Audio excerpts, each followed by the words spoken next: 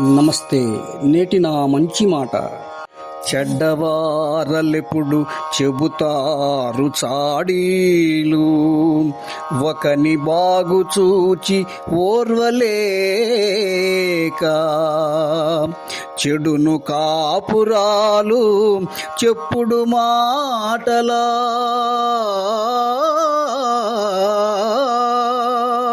చెడును కాపురాలు చెప్పుడు మాటలా, మరువకెప్పుడు నాదు మంచి మాట.